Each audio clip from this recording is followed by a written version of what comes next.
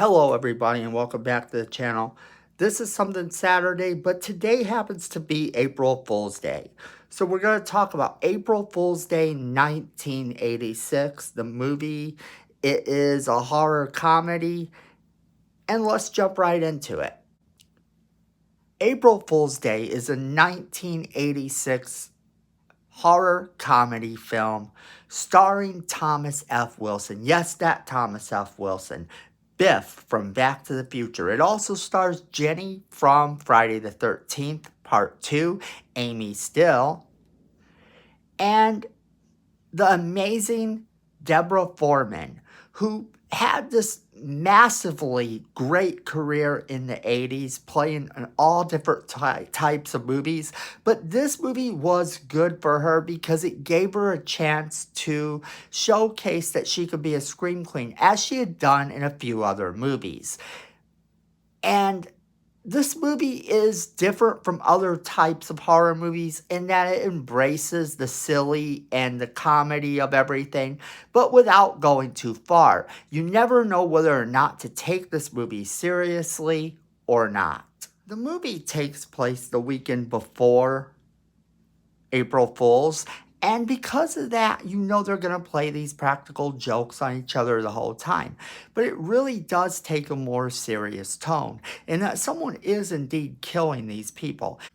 So, yes, eventually things get more terrifying in the movie. And Deborah Foreman, as one of our main characters, had only been in a couple movies. At least that's what people would have you believe. But in fact, she began her career in 1982 with Love in the Past Tense, I'm Dancing as Fast as I Can.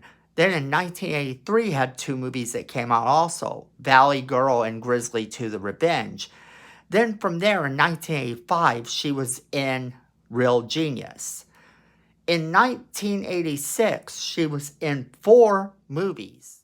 Charlie Bennett's Terms of Enrollment, My Chauffeur, which she was absolutely brilliant in, and then April Fool's Day, and then there was the movie 315. Now, although in 1988 she would play in the horror film Waxwork, I think that this film actually did hurt her ability to continue on as a scream queen for the most part, because this was at a time when, even though this was sort of a horror comedy type of movie, it wasn't really done often where a horror scream queen would do both.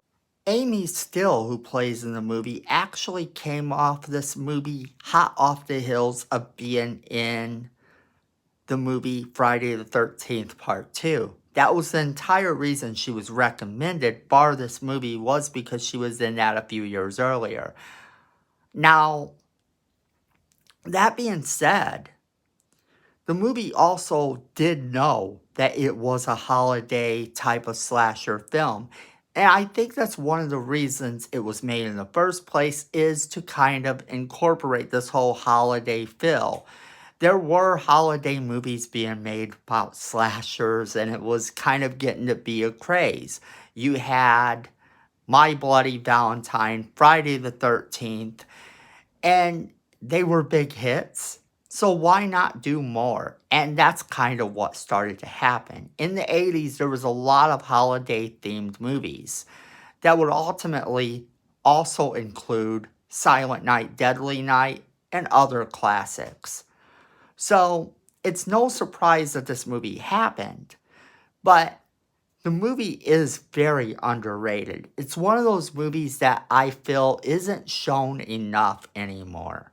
It isn't one that people get to appreciate. And this movie does Scream style antics at a time before Scream was around.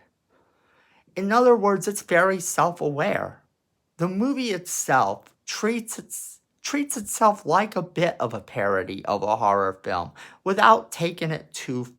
So there's never actually a time in this film where you feel like it takes itself 100% serious, and that's what works for the film. It doesn't focus on being too serious at any given time. There isn't a lot of gore, and there's virtually no blood as well. But the movie does, when it has a few intense moments, actually have those intense moments. But it's never really focused on that. The movie is kind of a light-hearted movie in terms of being a comedy horror film. And that's why I say it seems like it spoofs itself. It seems like it's spoofing the horror movies in general because you're finding yourself just being like, oh, really? This is what I'm watching and this is what they're doing.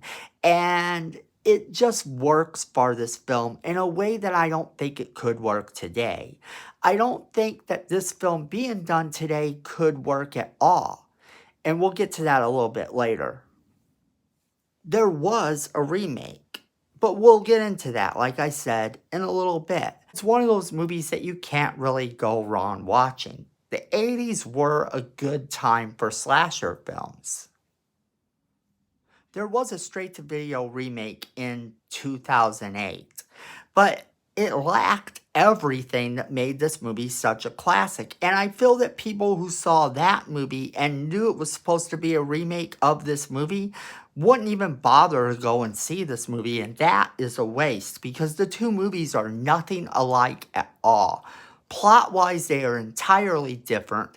Look-wise, they are entirely different. And even feel-wise, they are entirely different. It is not even close to being the same movie, and I don't know how or why the sequel actually got greenlit. Now, I'm not trashing the sequel. It has its moments of, things that make it okay, but it's by far the less superior movie. This movie does it first and does it better, and it really does succeed where the other one fails. The remake couldn't even begin to compare to this movie. So if you haven't yet seen this 80s classic, I strongly encourage you to watch it. I actually give this movie 4 stars. It is an extreme guilty pleasure of mine. I love watching it every April Fool's Day, and I will be watching it today. So let me know what you think in the comments. If you have seen this movie, I want to know what you thought. If you've seen the remake, I want to know what you thought about that. Have you seen both? Definitely let me know. All right, so we want to know what you guys think, so don't forget to leave us that comment.